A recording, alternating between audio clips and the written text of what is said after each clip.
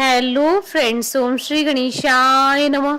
ओम नमः शिवाय। आप सभी का स्वागत है आपके अपने YouTube चैनल पर।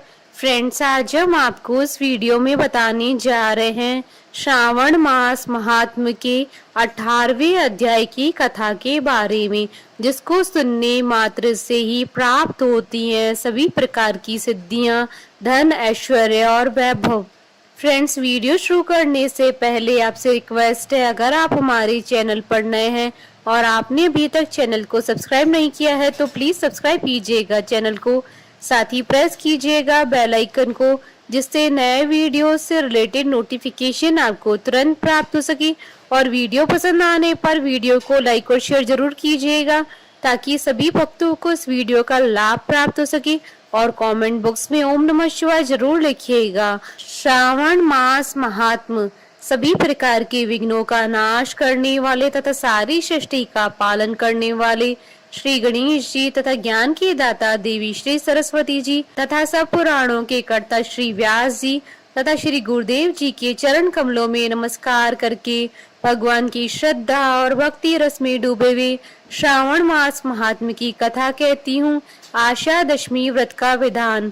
सनत कुमार बोले, हे भगवान, हे पार्वती नाथ, हे भक्तों पर अनुग्रह करने वाले, हे दया सागर, अब आप दशमी तिथि का महात्म्य बताइए। ईश्वर बोले, हे सनत कुमार, श्रावण मास में शुक्ल पक्ष की दशमी तिथि से यह व्रत आरंभ करें।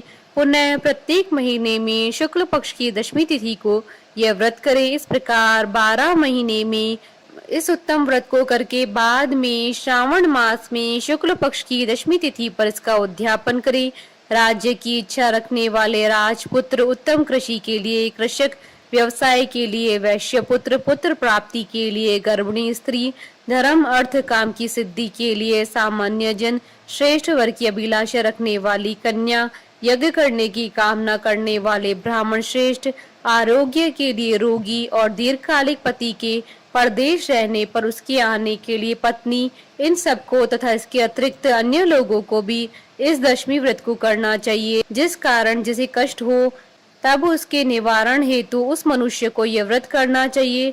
श्रावण मास में शुक्ल पक्ष की दशमी के दिन स्नान करके देवता का विधिवत पूजन करके घर के आंगन में दसों दिशाओं में पुष्प, पल्लव, चंदन से अथवा जौ के आटे से अधिदेवता की शस्त्र वाहन युक्त स्त्री रूपा शक्तियों का अंकन करके नक्त वेला में दसों दिशाओं में उनकी पूजा करनी चाहिए। घृत मिश्रित नैवेद्य अर्पण करके उन्हें पृथक पृथक दीपक प्रदान करने चाहिए। उस समय जो फल उपलब्ध हो वही चढ़ाने चाहिए। इसके बाद अपने कार्य की सिद्धि के लिए इस प्रकार प्रार्थना करनी चाहिए, हे दिग्देवता, मेरी आशाएं पूर्ण हो और मेरे मनोरथ सिद्ध हो, आप लोगों की कृपा से सदा कल्याण हो। इस प्रकार विधिवत पूजन करके ब्राह्मण को दक्षिणा देनी चाहिए। हे मुनि श्रेष्ठ, इसी क्रम से प्रत्येक महीने में दशमी तिथि का व्रत सदा करना चाहिए और 1 वर्ष तक करने के अनंतर उद्यापन करना चाहिए। अब पूजन की विधि कही जाती है।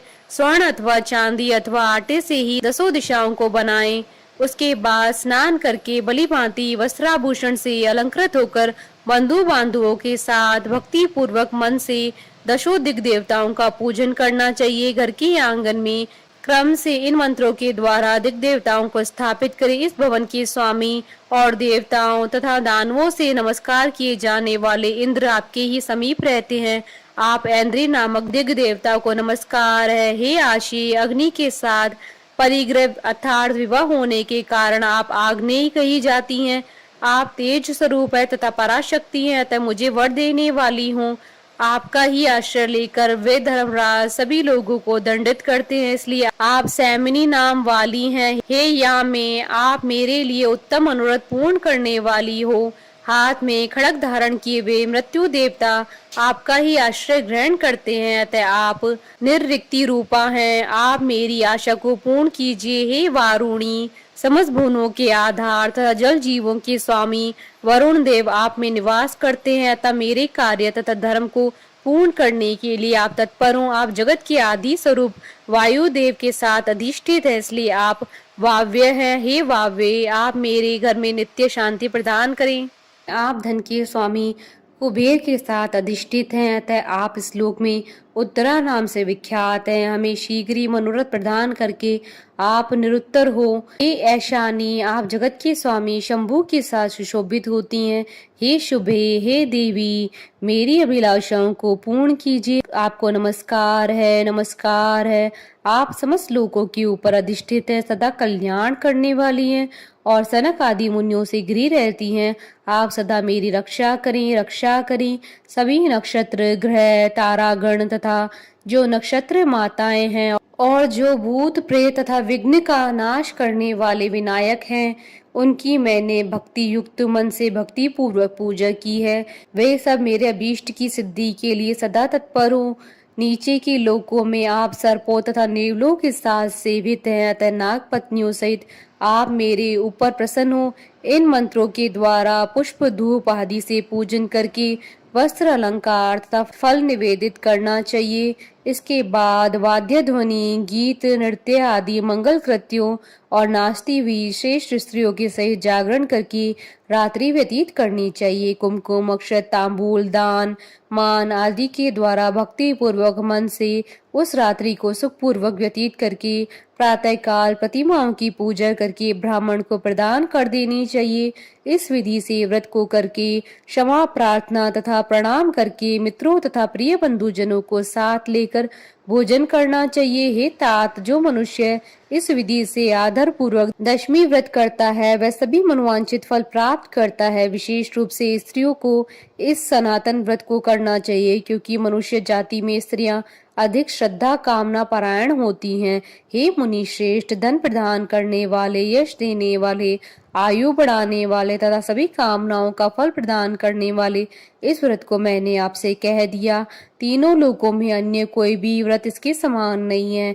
हे ब्रह्मपुत्रों में श्रेष्ठ, वांछित फल की कामना करने वाले जो मनुष्य दशमी तिथि को दशों दिशाओं की सदा पूजा करते हैं, उनके हृदय में स्थित सभी बड़ी बड़ी कामनाओं को वे दिशाएं फलीभूत कर देती हैं। इसमें अधिक कहने से क्या प्रयोजन है। हे सनत कुमार, यह व्रत मोक्षदायक है, इसमें संदेह नहीं करना चाहिए। इस व्रत के समान न कोई व्रत है और न कोई होगा। इस प्रकार श्री स्कंद पुराण के अंतर्गत ईश्वर सनत कुमार संवाद में श्रावण मास महात्म्य में आशा दशमी व्रत कथन नामक 18वां अध्याय पूर्ण हुआ। बोलिए भगवान शंकर माता पार्वती जी की जय।